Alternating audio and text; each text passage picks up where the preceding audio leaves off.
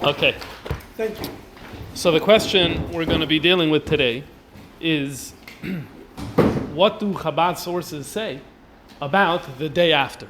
What I mean the day after is that throughout Jewish history there have been many occasions where a Gadol Yisrael said that a certain time is worthy of Moshiach. In fact, this is what we spoke about last class. Last class, the full topic was on the propriety of whether this is even allowed, whether it's permitted.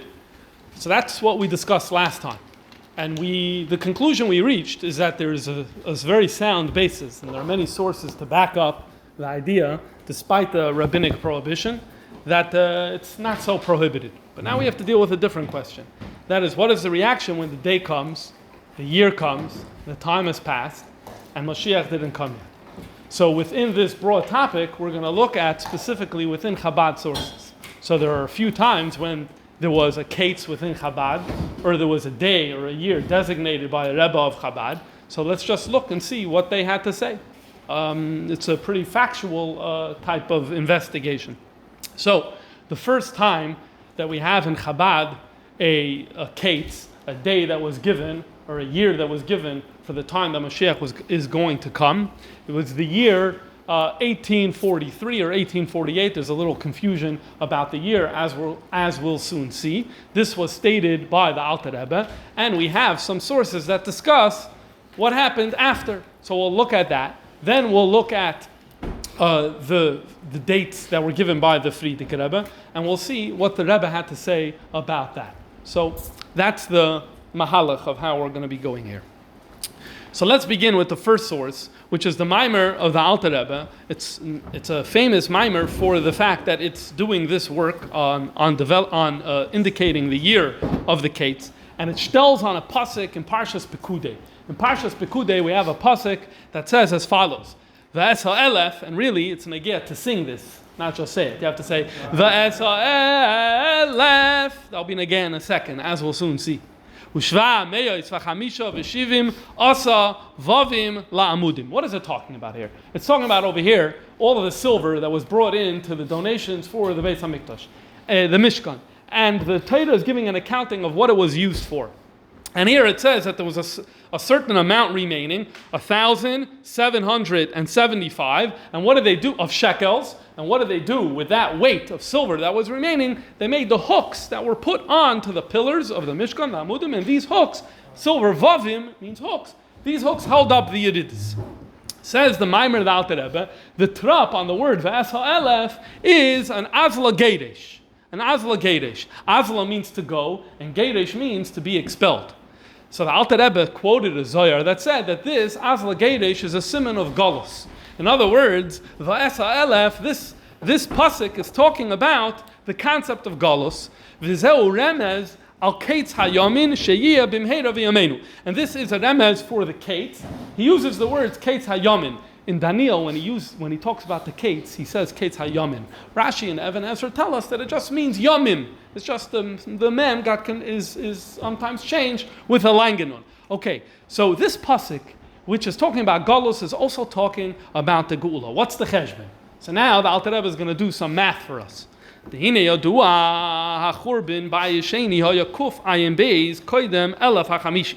well known that the destruction of the Beis HaMikdash happened 172 years before Elaf HaChamishi. I think through the dates of the secular calendar, so I'm going to share those dates with you. So Elaf HaChamishi is the year 240 of the Common Era. That's Elaf HaChamishi, 240. So 172 years before the year 240 was the Churban Beis HaMikdash. If you do the math, that comes out to the year 68 of the Common Era. Now, if you look around and you read about when the Churban happened, you'll actually see three different dates. You'll see 68, 69, and you'll see 70. 70 is most commonly given by secular historians. 68 and 69 is more of the straight-up interpretation of Rashi, Tosfos, and the Rambam, though there are some Ekoidos for 70 as well. That's not going to be our concern here today. The date he's giving here is 68, and that fits very well with what Rashi tells us. Okay, so that's when the Churban is going to be. Va'asimin zeu k'moshe kasu va'ata teshufenu akev. What is the simin for this? The klala. The first klala in the Torah has that Hashem tells the snake that the snake, which is the symbol of evil, is going to bite the Akev, the heel of the human being, of Adam Harishain. Notice Akev is the same gematria, it's 172. So the Alter Rebbe teaches she'achizas nachash hakidmoni b'midas hanetzach hainu be'elef haravi hu b'soif ha'akev. When does this nachash hakidmoni, this snake, it grabs onto the heel? What is this referring to? This is referring to the millennium, the millennia that corresponds to midas hanetzach, and in that millennium, toward the end of the millennium. Let's back up for a second. Every 1,000 years corresponds to another midah. The first 1,000 years already, the Ramban al Torah developed this idea, and there are many sources that discuss it. The first 1,000 years correspond with chesed. The Alter Rebbe has this in the Maimer, I just took it out. And this is why you have so much abundance of good, and people are living 1,000 years lifespan. How is that happening? Because there's chesed. The next 1,000 years is gvura. And likewise, each millennia is a different midah, a different sphira. So when you come to that 1,000 years, that millennia that had the Churban Beis HaMikdash, that's netzach. And only at the Akev, only at the tail end, only at the last 172, the heel of that millennia, is the Nachash HaKadmoni able to come and give a bite, and that's the Churban Beis HaMikdash that happened. Okay. Well, that's why the Churban happened in that millennia at the end, 172 years before the year 240 of the Common Era. And then he goes on to say, let's talk about the continuation of history. Comes the year 240, and we begin what? We begin Elef HaChamishi. HaChamishi means year 4,000. We begin Elef HaChamishi. Elef HaChamishi is from the year 240 until the year 1240. So we begin Elef HaChamishi. Year 4,000? 4,000 to 5,000, yes. Elef HaChamishi means the year 4,000 to 5,000, which corresponds to the year 240 to 1240. And he says that's Sfiras HaHoid. And that was why that millennium was full of persecution. He says that the word Hoid, if you change the letters, it becomes Dave. Alzeh Dave Libenu. Dave means pain. It's a word in Eicha. That one word corresponds to the terrible suffering that Am Yisrael suffered from the year 240 until the year 1240. This is what he says. He continues and he says, then we begin the next midah. The next midah is midas ha-Yesod, meaning from the year 1240 we move into the midah of Yesod, and this is Meichin l'Shabbos. This is going to prepare for Shabbos, which is Elef HaShvi. Elef HaShvi is the year 2240, which is still ahead of us. Okay, now the Alter Rebbe in the Maimer continues on and says, as follows: Ilu zachu Yisrael, if we would have been Zoicha Yunegalim B'tchilas Elef HaShishi, we would have had the Geula in the beginning of Elef HaShishi. Elef HaShishi means from 1240 till 2240. Moshiach would have come closer to 1240. But we weren't Zoicha Nisarech, so it lengthened ad Tov Kuf Elef HaShishi, and we already reached the halfway point. The halfway point is, what's halfway between 1240 and 2240 is 1740. We already reached 1740. The Alter Rebbe was born after 1740. And he quotes here the Eir HaChaim in Parshas Sav and in Parshas Pinchas, this week's Parsha. What the Eir HaChaim says in both of these places is that really the Mashiach Dike year is supposed to be 1740. Why? He makes the cheshbon, it's halfway. It's halfway in this millennium. And therefore he says, this is he actually darshans it on a pasuk in this week's parsha. In this week's parsha it says as follows in Perek Chavav, pasuk Chav Beis. I'm reading footnote 11. It says over there, Eila mishpachas or mishpachos? Yehuda lifkudeim, and it says Shiva v'shivim elav ha'chamesh me'ez. This is the counting. Remember, after the plague, so there's another counting that happens in this week's parsha, and we have Yehuda lifkudeim. Lifkudeim means counting. Lifkudeim also could mean lashon pekida, remembering. Pakoid yifkoid. The lashon of the geula could be lifkudeim. So mishpachas Yehuda, the Jewish people, lifkudeim. When is that geula going to happen? And there are four numbers here: Shisha, Shivim, and Elef HaChamesh Me'os. Shisha, he says, that was the first galus, because the Yidden were Mitzrayim. There were 6 generations. If you count from Yitzchak, who is the beginning of the cheshbon of the years, starts with Yitzchak, Yaakov, and then Yehuda, 3 generations, add 3 more generations, and they already came out of Mitzrayim. It was 6 generations. Then he says Yeshivim, that's the 70 years, that was after Churban Bayis Rishon. And then he says 1,500. He says that is 1,500 from the year from the year, what does he say? From the year 5,000. No, from the year 5,000. It's mitchilas elef hahei, and that's the point. The point is it goes from 240, 1,500 years, gets you to 1740. Okay, but Paul the Orach Chaim passed away just a few years after that, and it didn't happen. Now the Alter Rebbe is commenting on this, and he's saying, what do we learn from the Orach Chaim? Shas chalas nitzutze geula haya mischilas tov kuf la'alef hashishi ad tov reish gimel. So what does he say? What the Orach Chaim said is true. The beginning of the spark of Moshiach began then. Some people want to say that what the Alter Rebbe is saying here is that's when was the Gilui of the Baal Shem Tov. The Gilui of Baal Shem Tov was in 1734. 1734, so it's right around that kufa. So maybe that's what the Alter Rebbe means. Okay, and when is it finally going to happen? It's going to happen in the year Tov Reish Gimel. Tov Reish Gimel is 1843. 1843 is the year that it is going to happen. What's the cheshbon? So he says as follows: V'hinei kuf ayin beishana me'elef haravi, v'chol elef hachamishi, v'tov reish gimel me'elef hashishi, oila misparam elef v'shiva me'yois v'chamisha v'shivim. What he's doing over here is he's putting all these numbers into the pasuk. We have in the pasuk v'sa elef u'shva me'yois v'chamisha v'shivim 1,775. If you count that number from the Churban, it gets you to what? It gets you to the year 1843. If you do the math, it works out. Again, assuming a Churban in the year 68, and then you add the number that we just said, 1,775, you come to the year 1848. And so this is the Pshat. The Elef, Shva Me'ez, V'chamisha V'shivim, what is that? That's Azla Gedesh. That's Galus. What's Galus? Sometimes people think Galus is punishment. God is upset at us. Fine, that's a perspective. Chassidus says there's a whole other way to look at Galus. Galus is the means by which we become a keli to be able to handle Kedusha. Higher levels of Kedusha we would not be able to integrate with ourselves and appreciate on our own. And so through the process of Galus, we're able to rise on a higher level. And rising on a higher level, we're able to appreciate Elikus. So what is Galus? The Galus is all for Vavin La'amudim. What's Vav in La'amudim? So the Alter Rebbe explains in the Maimar. A Vav, we always know in Chassidus explained, is Hamshacha. You have a Yud at the top. Yud is an Akudah. It's a beautiful idea. Yeah, but I can't relate to it. Vav means not only have a beautiful idea, but I'm going to be Mamshech and I'm going to bring it down. I'm going to make it relatable to you. So that's what Galus is. Galus is Vav in La'amudim. He explains Amudim is the spheres in Atzilus.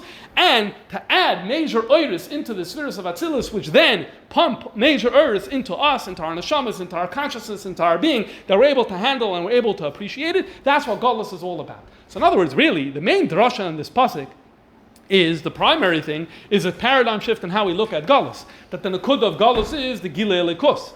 That happens through Galus. But along the way, we also learned how long Galus is supposed to last. And the Galus is supposed to last from the year 68 up until the year 1843. This is a summary of this very famous Maimer that the Alter Rebbe said on the Pasuk, V'asa Elef, Ushva Me'yois, etc. Okay. Now, the Poil 1843 came and went. Came and went. Now let's read what the Rebbe Rashab said about this. Said the Rebbe Rashab in the last Simchas Torah that the Rebbe Rashab was alive, Simchas Torah Tov Reish Pei, he said as follows: There was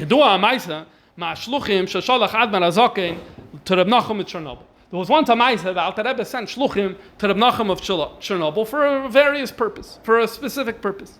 And they came on Erev Rosh Hashanah, and Reb Nachum told them, in this year Moshiach is going to come. Okay, but Paul Moshiach didn't come. Says the Rebbe Rashab, Bevadai Reb Nachum saw something. If he said something, it means he saw something. Not only that, you could stop there. But it went further and said, and tzarich liyah shebevadai haya giluyim b'shana hahi. This introduces this idea of if he said a certain date, if Reb Nachum of Chernobyl had said a certain date, number one, he saw something. It wasn't nothing. And number two, it must be that something actually happened that year. He doesn't specify what. But then he goes on to say, Uchiyadu Amimaimer of the Alter Rebbe on the pasuk that we just read, Sh'amar, where he said, Shabishnas Tafresh Gimel Yaveh Moshiach, where he said that in the year 1843, Moshiach is going to come. The emes is, Ulufi Cheshben Hadarosh, if you do the math, it should have been in 1848. This is a very problematic passage in the Sikha, because actually the math works out perfectly to 1843 and does not work out at all to 1848. Well, hold that for a second. Here he's saying the other way, and he says that the Pinchas Reizes, in the middle of the Maimer, the Pinchas Reizes was one of the big chassidim of the Alter Rebbe. Tikkun Beis Ma'aser. He's like, no, he tried fixing the Alter Rebbe in the middle of the Maimer because he was following and he understood the math. He understood what Alter Rebbe was saying. So he's like, he got the wrong year, and he tried feeding the Alter Rebbe the right year. So the Rebbe Rashab added, a Rebbe farichten is nicht shaykh. The concept of correcting a Rebbe, that's not possible. Okay.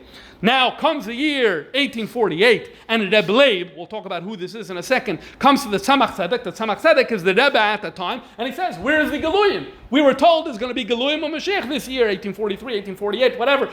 We were told that something's going to happen, and he responded, isn't it enough for you that this year the Likutei Torah was printed? In Taf Reish, in the 1830s, the Tzemach Tzedek had already printed the Torah, the Maimorim of the Alter Rebbe on Bereshis and Shmois, and then there were issues. They couldn't print again. And finally, after overcoming the difficulties in 1848, that we know the publishing year, in 1848, the Likutei Torah was printed. And so the Tzemach Tzedek is saying, isn't this good enough for you? Now remember, the Rebbe Rashab is tying this in with the Nachum Chernobyl story. In other words, what's he saying? Just like there, with the Nachum Chernobyl story, he says, it must be there were Giluyim that happened that year. So to here, the Likutei Torah was the Giluy of the Moshiach that happened during that year. Okay. In a letter to the Frierdiker Rebbe, it's a little stronger. One second, we'll talk about it in a second. A letter to the Frierdiker Rebbe, it's a little stronger. He writes as follows. He says that the Maharil, the Tzemach Tzedek, had an anicle, the Maharil, and the Tzemach Tzedek had a son who was named the Maharil, and he said, so it's a different name who's making a protest here, and he's saying, sorry. Lav Dafka, it's a different name. We're going to come back to that in a second. And the Tzemach Tzedek answered, Du weißt, was ist Moshiach? Moshiach yegale emek pnimius ha-Torah. Und alle werden der Herren die Lichtigkeit. Dies ist is gale geworden der Likutei Torah. This is the language, the way the Frierdiker Rebbe said this particular story. The big point that I want to walk away from with here is that if you read this, and we all heard this tradition before, maybe you didn't read it in the source, but you heard this tradition before, is the general feeling here was that there was a year with opportunity. The opportunity materialized itself in some other form. What now? Nothing. Not really anything. Like kind of go back to normal. Like there isn't really much of an expectation now. In other words, the potential turned into the Likutei Torah, and so therefore there isn't really reason to build on the expectation that you had in 1839, 1840, 1841. That is, with these sources, that's what we see here. Okay. One second. We'll do the comments and the questions at the end. Okay. Now. The thing here is as follows. So let's talk about some of the details over here. There are other gears. There are other gearses of this story. You have to remember the Sikha was not written by the Rebbe Rashab, was not written by the Frierdiker Rebbe, and Torah Shalom was written. They got what they got from Chassidim. There are other sources of the story that have it the other way around, and it makes more sense the other way around. That the Alter Rebbe said the drush on the pasuk. The math equaled 1843. But Rebbe Poel said, instead of saying 1843, he said 1848. And there are other Shemes Chassidim who have this tradition. Rabbi Perlov in his Zichronis and Rabbi Rifkin, when they wrote about it, they wrote it in this way. So that makes more sense in the Cheshbon. The Cheshbon should have been 1843. The Alter Rebbe Poel said 1848. So what happened? No one asked the question in 1843. Because they didn't have a question in 1843. Because, although the math equaled 1843, but they knew that the Alter Rebbe had said 1848. So they waited. 1848 came, and then they asked the question. That seems to be the most reasonable way of understanding what's happening here. Now, in terms of the one who asked the question, it's actually really interesting. Because if you look at the earliest printings of the Torah Shalom was printed the first time in 1946. And then it was printed multiple times again. Each time it said that it was Reb Leivik. Reb Leivik asked the Tzemach Tzedek. Who's Reb Leivik? There's two options for Reb Leivik. Obviously, he's not the Rebbe's father. The dates don't work out. But the Tzemach Tzedek did have a grandson named Reb Leivik, meaning the Tzemach Tzedek's oldest son, whose name was Baruch Shalom, and he had a son named Reb Leivik, so it could be that grandson. Also, the Tzemach Tzedek had a son-in-law who married his daughter, Dveira Leah, also his name Levi Yitzchak, so it could be one of these two. Now what happened is here, it says Reb Leiv. Why did it say Reb Leiv? Because in the print of Tashin and Gimel, they changed it. Why did they change it to Reb Leiv? So I didn't have to speak to the people involved. But it seems because there's a letter of the Frierdiker Rebbe, and the Frierdiker Rebbe says that it was the Maharil, and the Maharil is Yudah Leiv. So they're like, well, we want to bring the text of the Torah Shalom in line with the letter of the Frierdiker Rebbe, so they changed Leivik to Leib. They just said they made that minor change. Personally, I don't know if that was the right decision. I think it needs more examination, because the Rebbe said the story dozens of times. And every time the Rebbe said the story, he said it about the Marash. Reb Marash, never about the Maril, about the youngest son of the Tzemach Tzedek, the Reb Marash. So in other words, we already have multiple Mesoiras about who the person was. So to come and to change because of the letter of the Frierdiker Rebbe, I don't know if that was really necessary. But this is what was done in the more recent prints. If you could check it out, look at your Torah Shalom, you see the line, the font is a little different. They decided they're going to bring the text in line with the letter of the Frierdiker Rebbe. Okay, but all this is zutais. This is all small things. I don't want you to get lost here. The big picture that I need you to recognize here is as follows. There was a date, something happened, there is no further expectations right now. At least there isn't any evidence of that. And indeed, this happened a second time. Where did this happen a second time? Samach Vav. Here, we're not going to go into the background. It's a little complicated. Where is the first source that said that Samach Vav is going to be a ketz, the year 1906? The year that corresponds to 1905, 1906, Tafrei Samach Vav. But suffice it to say that Moshe Rifkin, in the Sefer Tiferes Tzion, he writes that when Samach Vav came out, and everyone, the Bachrim got their hands on Samach Vav, the Hemshech Samach Vav of the Rebbe Rashab, this happened, he says that they got their hands on it in 1910 and 1911. So everyone started talking about Samach Vav. So he said that he heard that Chassidim were saying that just like in 1843 when Moshiach didn't come, and it was said, yeah, but we got the Likutei Torah, so Chassidim said the same thing. That there was a tradition in Chabad that there is a ketz, and he said that Rashbatz, the famous Rashbatz, said that Samach Vav is the year. But Paul Rashbatz passed away a few months before Samach Vav, and Moshiach didn't come, but we got the Hemshech. And they said that just like there we got the Likutei Torah, so here we got the Samach Vav. This is what Rabbi Rifkin writes was a general attitude amongst the people he was hanging out with at that time. And so therefore, I'm suggesting more of the same. The idea of there's something here, it turned into something else, no further expectations at this time. I think that when we see, and I want to show you one little, a small but important Haisafa from the Rebbe. Because the Rebbe said this story many, many times. And whenever the Rebbe said the story, he always added, as far as I can tell, he always added a crucial detail. First of all, the Rebbe Marash asked the same question of the Tzemach Tzedek, and the Tzemach Tzedek said it's a Likutei Torah, but the story doesn't end there. And what's important is, in all of the sources of the story till the Rebbe, the story always ends with the response of the Tzemach Tzedek. That's it. Because the whole point of the story is to reach to the pinnacle of the Tzemach Tzedek saying, Likutei Torah is Mashiach. Chassidim felt really inspired by that. Look, Likutei Torah is Mashiach, Samach Vav is Mashiach. Wow, amazing. And that's the point of the story. Well, for the Rebbe, it didn't work that way. The Rebbe said the story again many times, and we have a record of him doing it the first year, right after the Istalkus of the Frierdiker Rebbe, and Tafshin Yud at least 2 times. And one time it ends up in Likutei Sichos Chelik Yud Ches, what he said, Pinchas. This week, Shabbos Parashas Pinchas, he was talking about Menachem Av. And he said, why is this month called Av? Av, Bechlal, is a father. A father, even when he's being strict, but it's good and it's just and it's right, it's for the good of the child. So we add Menachem Av. We say, no, we don't only want to say, yeah, we know that the Puranus is all good. No, we want Menachem Av, comforting good in a way that we're able to see it and appreciate it as good. And in that light, he brought this story, like the Rebbe Marash said, because the Rebbe Marash responded to the Tzemach Tzedek. When the Tzemach Tzedek said we have Likutei Torah and Likutei Torah is Mashiach, what did the Rebbe Marash respond? He responded, Mirvilin aber bias HaMashiach lamato me'asar tfachim. In other words, the pinnacle of the story, the end of the story is not the Tzemach Tzedek's response. The end of the story is what the Rebbe Marash says, I'm not satisfied with this. Now, as I said, I don't think if you look at the records that we have from the attitude of Chassidim during the time of the Tzemach Tzedek and the Rebbe Marash and the Rebbe Rashab, I don't think that was the general feeling. And the Rebbe is saying that here. It would seem that the Rebbe heard at some point this story from the Frierdiker Rebbe, and he's pushing this particular nekuda. So in other words, dissatisfaction. Okay, fine. We still have a lot more to do, but more, the next levels that I'd like to suggest that we see from the Rebbe come more out of what happens in the 1940s here in America. So therefore, let us now proceed to talk about what happens here in America in the 1940s. Frierdiker Rebbe comes to America in Tafshin. In the beginning of Tafshin Aleph, he starts printing a newspaper called Hakriya V'Akdusha. This is a monthly newspaper that comes out, mostly in Yiddish. There's usually one or two pieces in English, at least in the later years as well.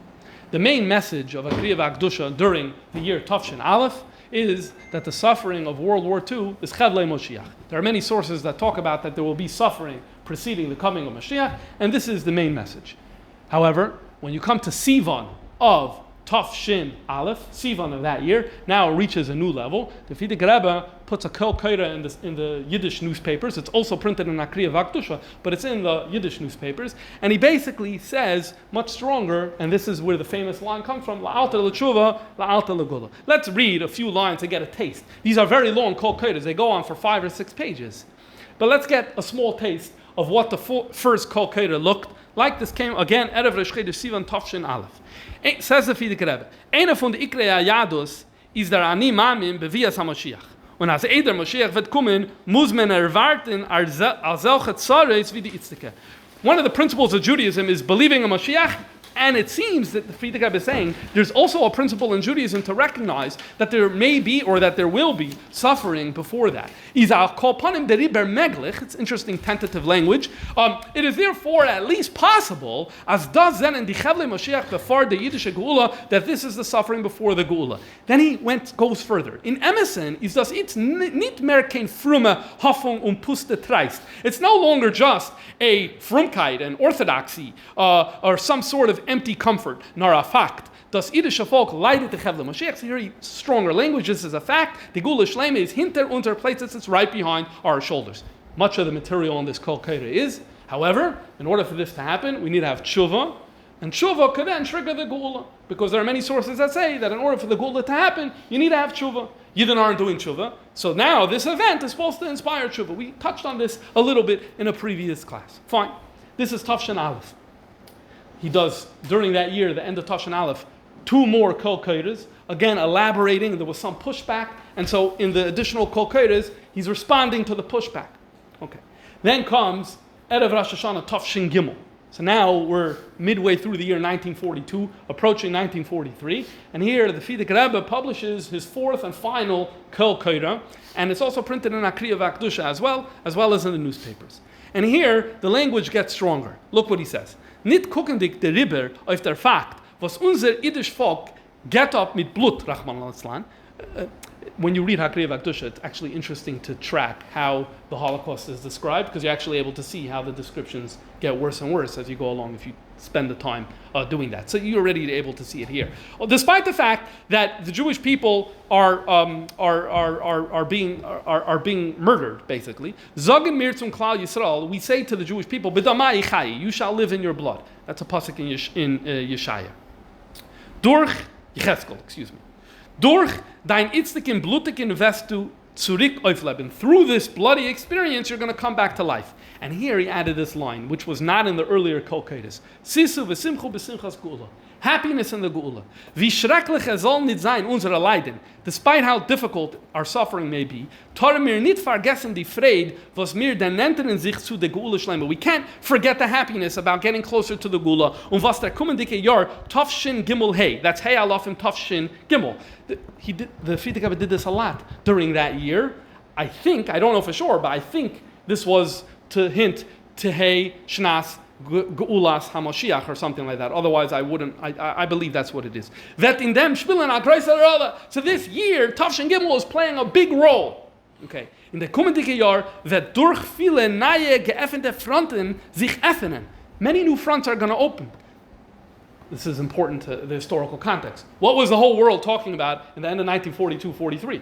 We have the Russian front, right? But when is the war going to be won? When there's a second front. They were saying you need to have the second front. The second front started in Italy in 1943, and then finally in France in 1944. It took a long time. So for many months, everyone's talking about the second front. So Frierdiker Rebbe is using that language and saying, we're going to open the biggest front of all, the dritte front, the Geula front. The Geula front. For Yiddischen Volk and for der ganze bessere Menschheit and for all of humanity. Okay, if you look at Akriya V'Akdusha during this year, Tafshin Gimel, boy, the language is very, very intense.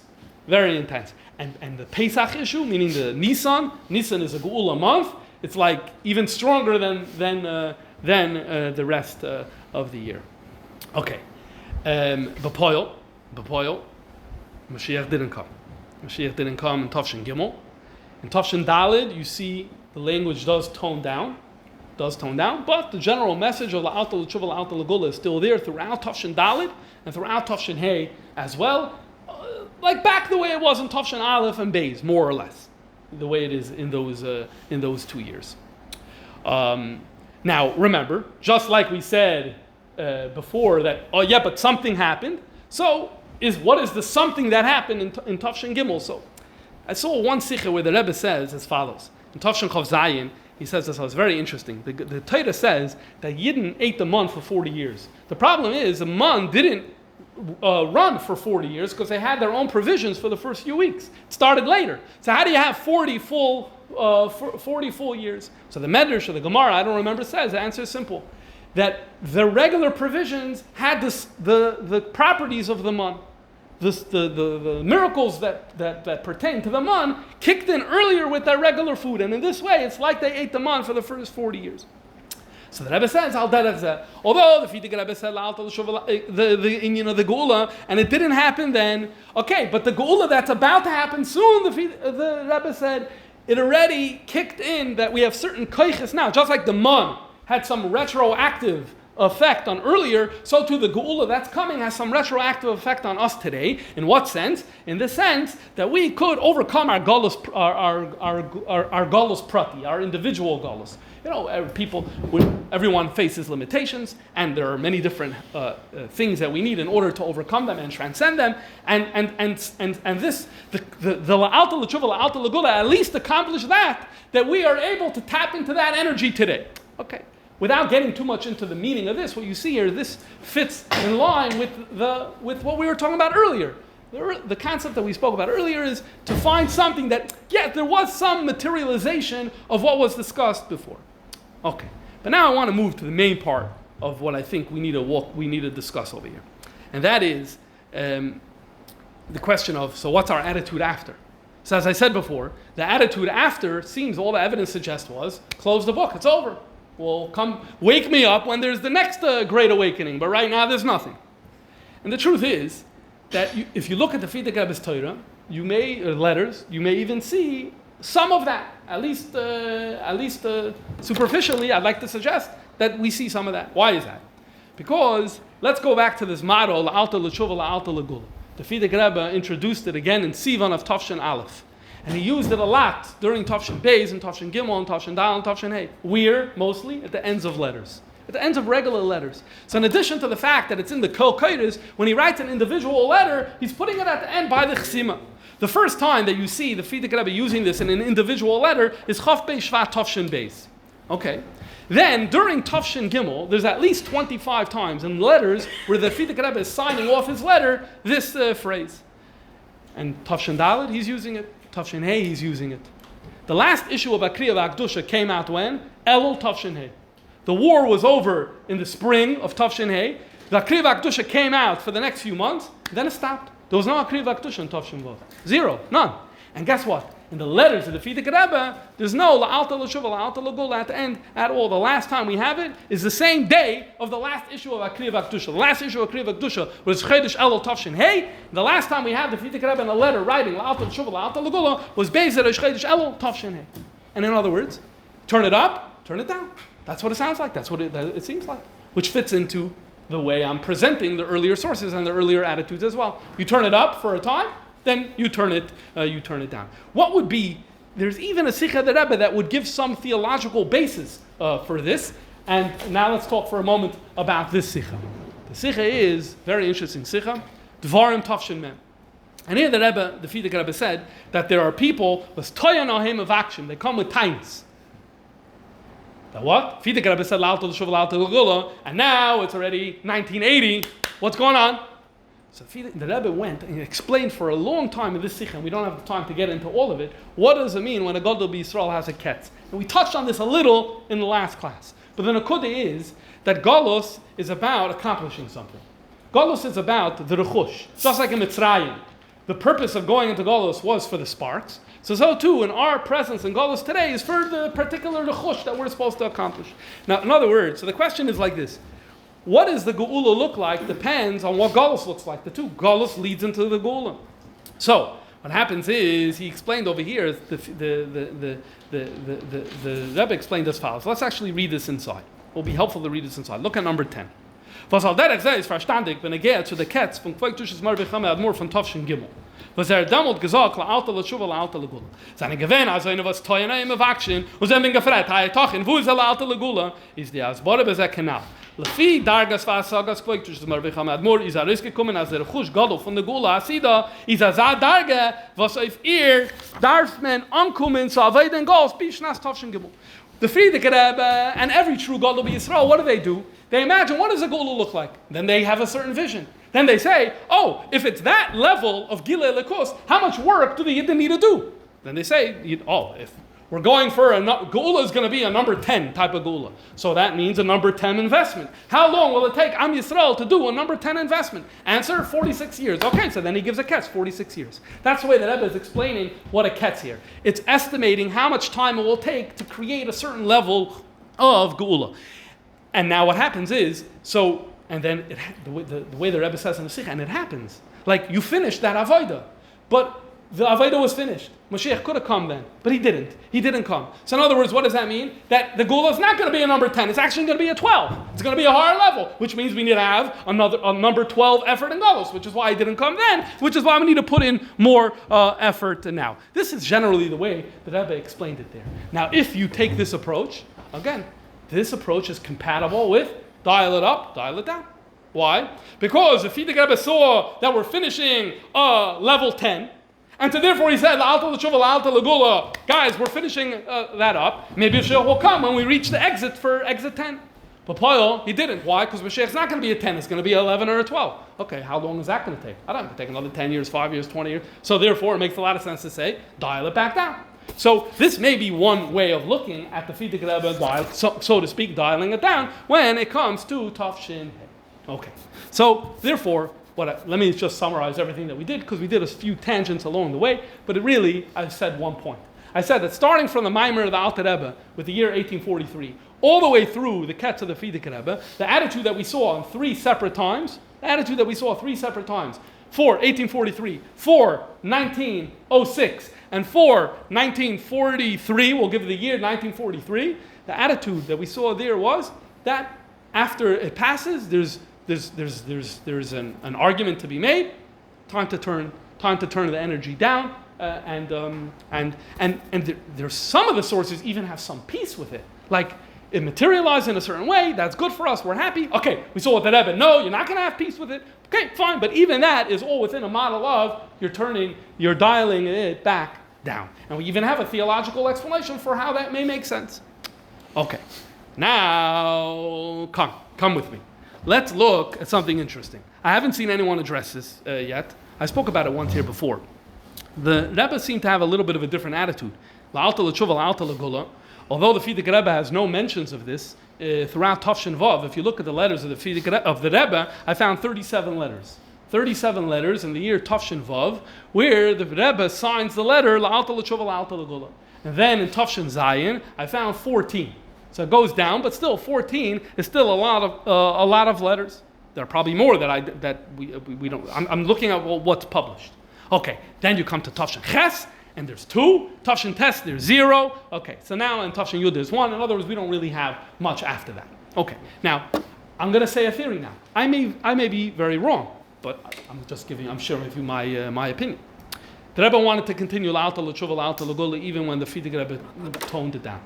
By the Rebbe, you don't tone it down. I'm going to argue that we're going to see it in 3 different occasions.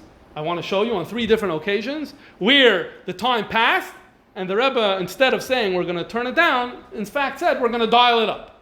And this is the first display. If you see the whole Tafshin Vav and Tafshin Zayin, the Rebbe is continuing to say La'alta l'shuva, la'alta l'gula. I think the Rebbe is holding the pedal to the metal in this area and saying that no, we're continuing. So then what happened in Tafshin Ches, Tafshin Tes? There's a sikha where the Rebbe indicates, this is Balak Tafshin Tes Zayin, that there were people who were confusing La'alta l'tshuva, la'alta l'gula with Zionism.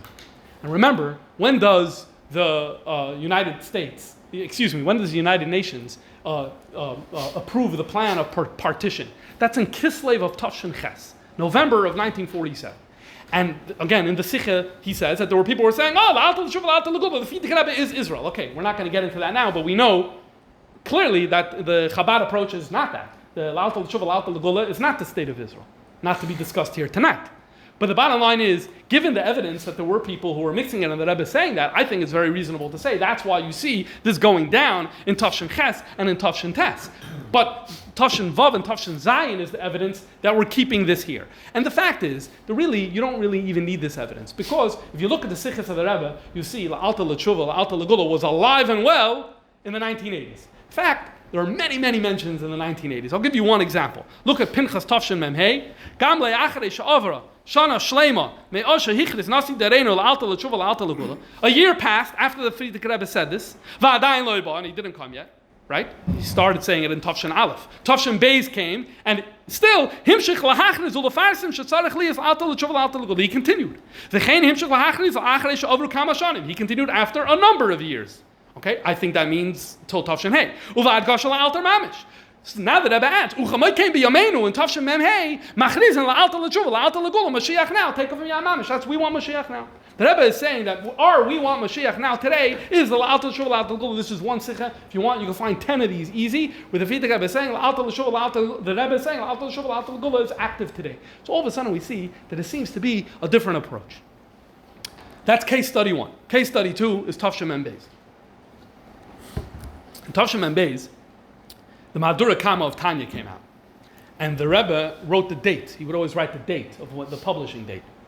And it seems, because this is the way it's published, this is in Kislev. In Kislev Tafshin Mem Beis, and he wrote the date, Tehei Shnas Bias Moshiach.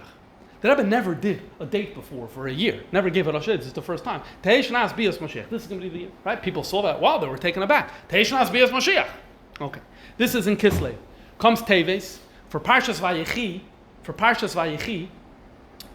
the Rebbe gives out a likut Sichas, a sicha about Bikash Yaakov Lagalas Saketz. The Rebbe is Magiyat.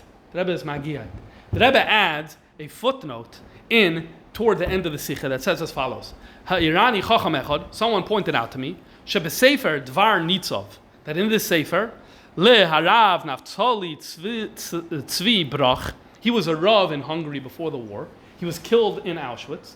Before he was deported, he showed one of his Talmidim, Usher Blumenfeld, where he hid his ksavim in the ground.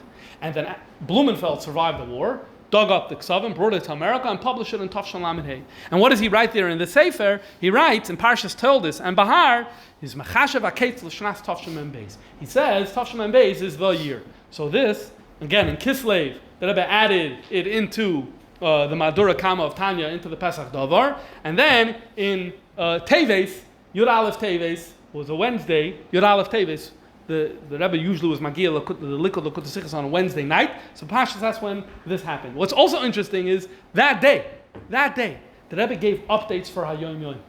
The Hayom Yom has background information about the Rebbe. It was first published in Tafshin Yuzayin 1957, and it said a little bit about what the Rebbe did. From Tafshin Yuzayin till Tafshin Mem Beis, it was never updated, it was never touched. So in other words, in Tafshin Mem Aleph, you looked at Hayom Yom, you looked at the Rebbe's accomplishments, it took you to Tafshin Yuzayin. That's all. The Rebbe started giving out updates in Tafshin Mem Beis, and he gave out a note in his own handwriting, where he wrote, and we have the Ksav Yad of the Rebbe. He wrote, "Ma'ir al dvara yishtadlus v'mida yotzim min haklal legamre v'afatz imanus chutza." The Rebbe is writing this, his own biography. V'asher b'chama svarim shnas Tafshin Mem Beis yishnas haketz v'toch hazi amad dabar. And look, people are saying Shurosha Tevis Tia Shnas Bias Moshiach. This will be the year of Moshiach. When did the Rebbe write this note? On Yud Aleph Tevis, the exact same day that Papashas he was Magir the Sikha. It's that same Wednesday. It's 3 months before Yud Aleph Nisan. 3 months exactly before Yud Aleph Nisan, the Rebbe is writing it. When did the Rebbe publicly say this verbally at a Fabrengen? The first time, Yud Aleph Nisan. Sometimes things get ramped up in Nisan, and the Rebbe mentioned it the first time verbally in Yud Aleph Nisan, and it gets all of the writing in it, not all of the writing, but there are 2 instances of writing on Yud Aleph Tevis 3 months before that. Okay, obviously people would feel what they felt. You could speak to people who are alive then. Then the year is winding down. The year is winding down. Look what the Rebbe says in Erev Rosh Hashanah, Tafshin Mem Gimel. So again, the tone it down approach is, okay, move on, right? Look at the Sikha of the Rebbe. This year, he says, is Tia Shnas Gulas Moshiach. This idea that the next year also I'm going to give a Rosh Tevis and I'm going to say Tia Shnas Gulas Moshiach, that is a major statement. Shezeh Rosh Tevis the Shnas Toshem Mem Gimel. Bidugmas the Shnas Toshem Beis Tia Shnas Bias Moshiach. Umuvon Shakavani Eloi Rak Moshiach Yavoi Elo Iker that Moshiach is going to be in his gala. What's he saying here? Really, last year we only had Bias Moshiach. Bias Moshiach, it only means he's coming. But he's coming, maybe he's here, but he's not revealed to us. So then actually, not only am I going to continue putting the pressure on, but in fact, what I'm going to do is, I'm going to say that this year's name is going to be better than last year's name. Okay, so it's actually adding, so to speak, the pressure. This is a second case study where you see there was something cooking, there was something going on, and it could have just say, okay, Mem Gimel, move on. The hype has passed. Well, the Rebbe chose not to go with that approach. He chose to continue pushing. And then, let's move to Tafshin on Aleph. Tafshin Nun Aleph, very famously, many of the sikhs revolved around the Yalkut Shemoini. Yalkut, because of the war of Iraq's invasion of Kuwait, and so this was going to turn into a major conflagration, and Israel was involved. So there was a whole story at the Yalkut Shemoini. We can't go into details, but the bottom line is that Rebbe quoted this Yalkut Shemoini many times. What does it say in the Yalkut Shemoini? Shana Shamelech HaMoshiach Nigla B'I, the year that Moshiach is going to be revealed. This is going to be a major war, and what does Hashem say? Hashem says, Higias Mangul Ascham. So in other words, take this very literally. The year. The Rebbe said this in Tafshin on Aleph many times. Here I counted Tafshin on 3 times. Okay, but that's all in Elul, leading up to Tafshin on Aleph. Here I made a list. In Tafshin on Aleph, this is what I was able to find. There could be the more, or all of these are Muga, 12 times throughout the year Tafshin on Aleph, where the Rebbe quoted this thing. Shana Shamalach HaMashiach Nigla. Okay. Now, I want to show you something interesting. The last time that Rebbe spoke about it in Tafshin on Aleph was Parshas Kiseitze. Parshas Kiseitze is all the way at the end of the year, and the Rebbe says as follows. He quotes the Yalkut Shemoini, and then he says, because we're in the last month of the year, we can't keep on pushing this off. Why? Because the whole thing was about the year. So it's like, it's got to happen now. It's tzrichen li'iskai and take over miyad. It has to happen, take over miyad. And guess what? Didn't happen, take over miyad. Okay. Nun Tafshin Beis, the Rebbe never quoted, barely quoted this. One time. And when he quoted this that one time, I think it was Chayei Sarah, it sounds like, in Chayei Sarah, that one time he's talking about last year. The Rebbe, the Tafshin Beis, you don't have it. Why? The way I understand it, my interpretation, you're all free to disagree. My interpretation, because that passed. That passed. That's over. That Yalkut Shemoini is over. It was a year. The Rebbe said at the end of the year, we can't keep on pushing this off. It had a start date, it has an end date. Okay, so now, you're back to the same question. So now tone it down? Oh no, look at Tafshin Beis. What happens in Tafshin Beis? Now it's stronger. Not this Medrash, other things. Some of the strongest language that Rebbe said about the immediacy of Mashiach and the coming of Mashiach and the expectation for him to come is stronger in Tafshin Beis than it was in Tafshin Aleph, but not with this Medrash. So in other words, there was something that happened, and it passed. And then we reached that critical question. Tune it down. And the Rebbe said no. And now I showed you 3 times. I showed you La'alta L'Shuva, La'alta L'Gula, where it seems if the Rebbe did turn it down, and the Rebbe said no. Then I showed you in Tafshin Beis, where again, didn't happen, you could have turned it down. And by the Rebbe adding a name for Mem Gimel, and with the language that he used, we're turning it up. And then in Tafshin Aleph, where the Rebbe says that didn't happen, but guess what? Geula is still happening, and in fact, we'll find stronger language and deeper language and more expressive language and all the things that you have in the Sikhs of Tafshin Beis. So what's happening here? So I'd like to suggest that the Rebbe has a different approach to this whole question of Galus and Geula the way most Jews normally have. And that is as follows. There's a Sikha Tafshin Mem Dalid, Parshas Pinchas, where the Rebbe says as follows. There are people who have a question, but they don't speak the question, but they think the question. That there is this Jew who sits publicly, and every single Fabrengen, he incessantly says one topic he speaks about, Bias Moshiach Tzidkeni.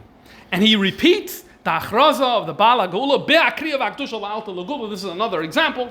Hakriya v'akdusha la'alta l'gula, 1943 is alive and well. And they start thinking, this Jew, who's always talking about Mashiach, he has a siddur because he wants Kedei shaloi litais benusat bracha achrayna. The Rebbe is saying about himself. The Rebbe always said a bracha achrayna from the siddur. So like, you yourself, you use a siddur in order to make sure that you're getting the words right. And what does it say there? It says there that we want the Gula in the future. So how could you're talking about the Gula all the time, but it's like it's not reality. Okay, they say the maskana is this whole thing is a dream. It's a beautiful dream, but it's not factual. And here the Rebbe said a very important line. The reality is that the opposite is true. There's a maimer of the Alter Rebbe, Dibur HaMaschil, Shir HaMalos B'Shuv Hashem, where he explains that actually Golus is a dream. Now, if you take that implication of the maimer, what does that mean? Speaking about Geula is not the dream. Speaking about Geula is a reality. A Jew and Golus have no connection with each other. The dream is Golus. I think that this really is very helpful in understanding what's happening here. Imagine I come to you and I tell you that, on a certain day, there's going to be aliens that are going to come invading our planet. Something unnatural to what you expect should happen. Or if I told you that, there's going to be a tornado that's going to hit New York or whatever. So if I'm persuasive, you may believe me for a while. But at the end of the day, because I asked you to go step out of reality, so you can hold expectation for a certain while, but at the end of the day, you're going to let go. You're going to have to let go. And the reason you're going to have to let go is because I'm asking you to step out of reality. So you can step out of reality. You could do it for a week. You could do it for a few weeks. You could do it for a month, maybe a year, whatever, however long. There usually is going to be an expiration date when you're asking someone to believe in something that is just not part of their condition. I don't want to say crazy or not. It's just not part of their the condition, the expectation. On the other hand, go back to your COVID mindset if there isn't too much trauma then, right? And everything's shut down, like the extreme thing. What was your expectation every day? Expectation, this is not normal. Okay, this has got to change. What? It didn't change? The mandate's still there? It can't be, right? Why? Because it's like, what do you mean? This is not the way the world's supposed to operate. It can't stay this way. This is not what's supposed to be happening.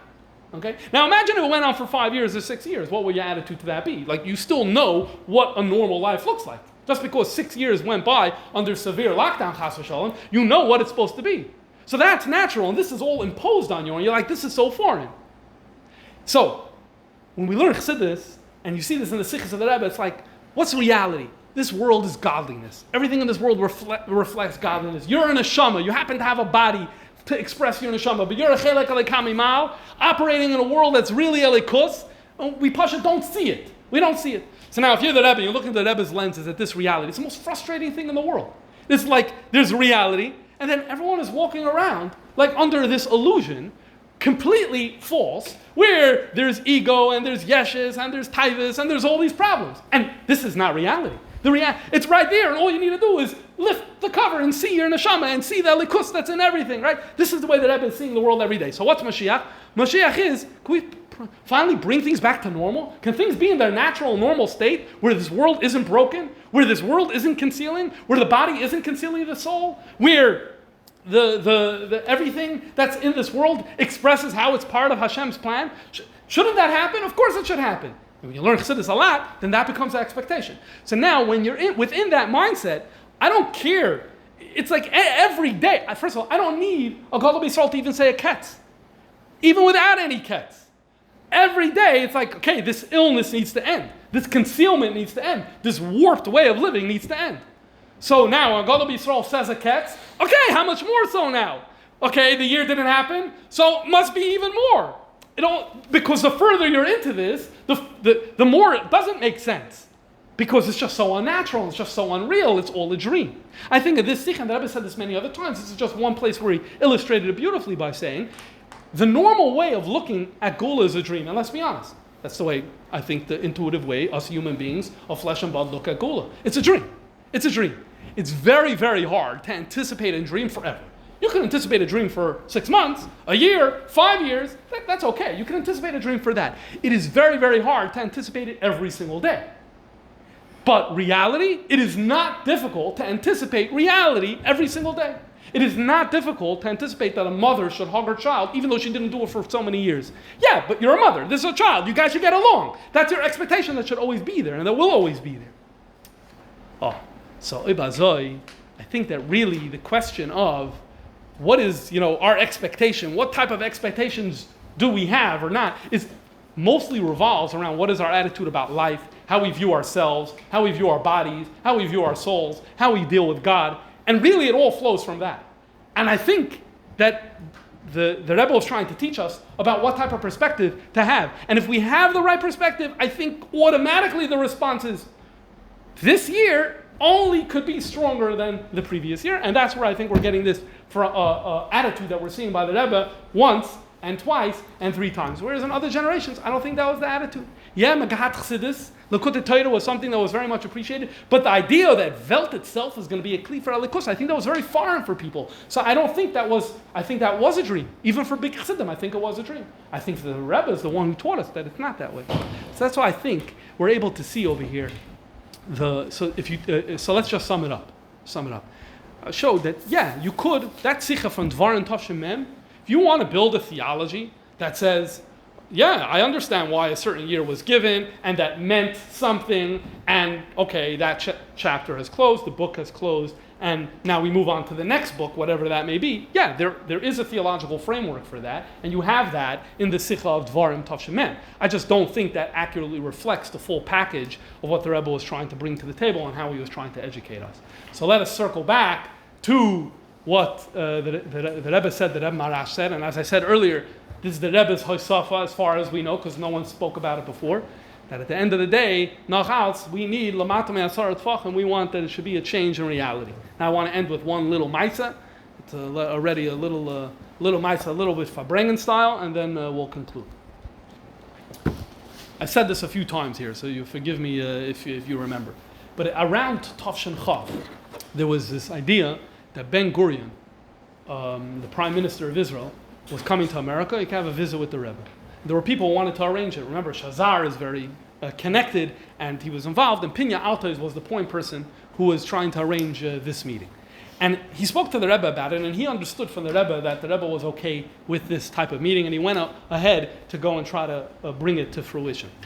But Payal, what happened was that Ben Gurion didn't want to come meet the Rebbe. He said that he'll come to 770. I'm not sure, he'll come someday. And once he's in 770, then he'll go in for a casual meeting with the Rebbe. The day comes, so Pinyan Altais goes into the Rebbe to talk some final arrangements. He comes to talk some final arrangements. The Rebbe says, I never agreed to see him. He's like, but I understood from you that I never agreed to see him, and I'm not going to see him. So the Pinyan Altais says, what am I going to tell the Prime Minister of Israel? He's coming in a few hours, how is this going to... So he says, the Rebbe said, you'll figure it out. Yeah, use your skills, you'll figure it out. This is all written in the book from Rabbi Ashkenazi. There's a book about Rabbi Mordechai Ashkenazi. It's all written there. That's where the information is. So he says that Pinyan Altais was very overwhelmed by this. He doesn't understand. Why does the Rebbe not want to meet him? Or befrat that he thought he did. So he said, he had a very open conversation with the Rebbe. So he said, I want to tell you a story. Meisler. He said in the Haim, when Napoleon invaded Russia. So one day he's walking through a Jewish hamlet, and he sees that there's a Jewish woman and husband that's standing on the side of the road. And as Napoleon is inching up on the road, right away the Jewish woman sees him, and she has a stick with 2 buckets hanging from her shoulders, and she runs across the road. So he comes over to her and he looks into her 2 buckets, and he sees they're empty. It's like, why did you cross the road right in front of me? So she said, I have a tradition from my grandmother, heard from her grandmother, if you cross the road with 2 empty buckets in front of someone, it's bad luck for them. We hate you, Napoleon. And so therefore, this was my trick to get you down. Now, meanwhile, the husband came over and heard what she's saying, and he starts elbowing her and says, Mishnish in politik, don't get involved in politics. So Pinyan Altais was saying, I have no clue why you don't want to meet him, but I understand. Ich mishnish in politics, this stuff is way beyond me. So I think, obviously, when it comes to the topic of certain things about God, right? So, and definitely when it comes to the topic of Moshiach and Gula, there always needs to be an element of humility in Mishnish and politik to try to make explanations. You'll notice I didn't do any of that today, because that's not, you have to know what you're able to do and what you're not able to do. But what I think we're supposed to be feeling, that I think we have enough from the Rebbe to guide us during these times. All right, comments and questions.